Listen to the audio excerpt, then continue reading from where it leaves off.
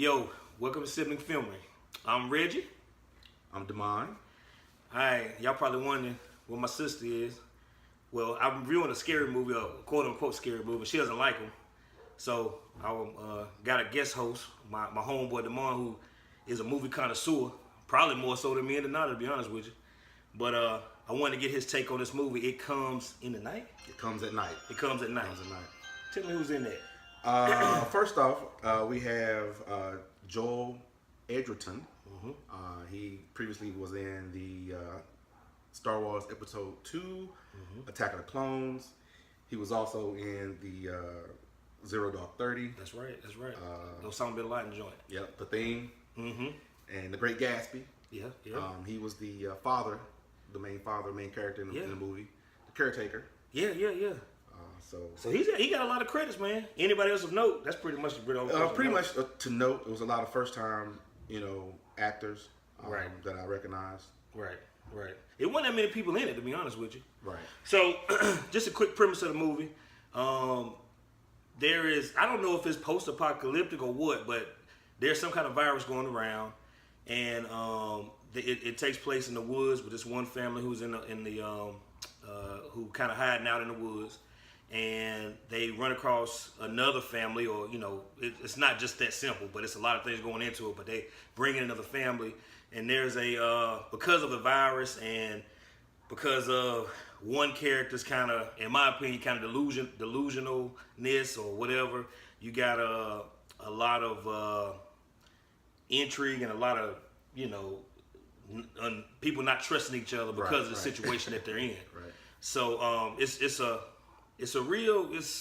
well, you know what? Let me just ask them all what he thought about it, and then we'll go into what I think about it.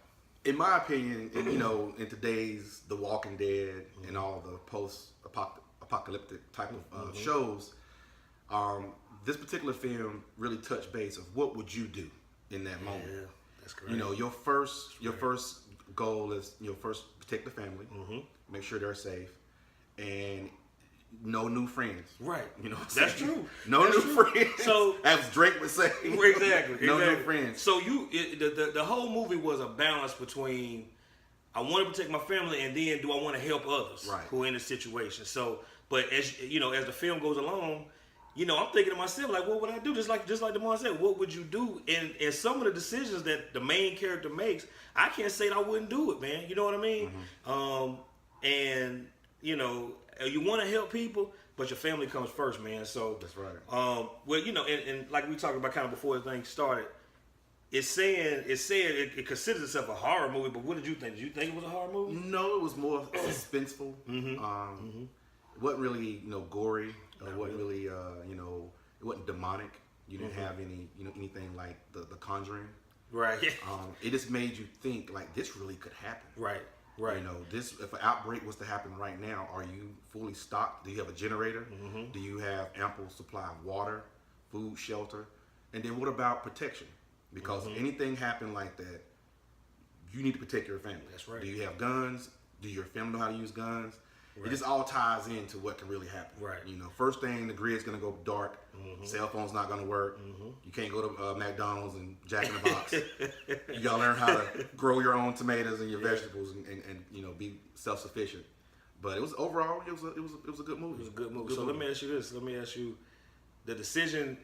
And we're not doing spoilers, but at the decision, I'm just asking him just so when y'all see it, you can kind of understand what I'm asking. Okay. The decision that the main character made at the end. What do you think about it? God. You know what? I really don't know what I would do in this situation. Yeah. It's because tough. You have a split second to make a decision that can affect you the rest of the way during this whole time frame. Right. But I tell you this, it will keep you on the edge of your seat. It will. It will keep you on the edge of your seat because you never really know. And some of the decisions that the main character makes, you're thinking he's thinking one thing, and it's not necessarily 100% true that thing is happening that he's thinking. Right. It's just they leave it out there like, well, it's close enough. It's close enough that it could be. So I got to do what I got to do.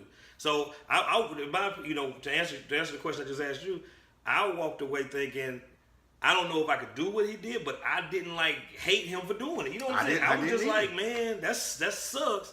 But I can't really fault him. You know what I'm saying? In that particular moment, and in those type of situations, you're gonna protect your family first. That's right. You're gonna protect your family first, man. In the end of the day, I know that's a cliche. In the end of the day, but family first. That's it. Family first. So, do you recommend this movie? Oh yes, I do. I recommend the movie. Go in, being ready to be entertained and. But if you're looking for a horror flick, this is not what it is. But like you said, like DeMar said, it's suspenseful. Now, I think I liked it too. I thought it was good. Just one more thing, and see it at night. It comes at night, and see it at night. Don't go during the day. Don't go no matinee. See it at night. Yeah. Well, I want to thank DeMar for being guest host, and he'll probably be more on the show a lot more because I appreciate it. He like I said, man, he really is in the movies. He sees a lot of movies before me and Denada see them, and I like to get his take because he gives a different take, and that's good. I want everybody, I want you guys to get a different take from different people. That being said, like Denada always says, go to siblingfilmery.com. We got Twitter, Sibling Filmery, Facebook, Sibling Filmery, and hit us up, man. And you're gonna be seeing a lot more of them on. Probably some more of my friends, probably some more of Denada's friends. And that being said, I appreciate it. Y'all have a good Father's Day too. Happy Father's Day. Shout out Steph Curry, Warriors.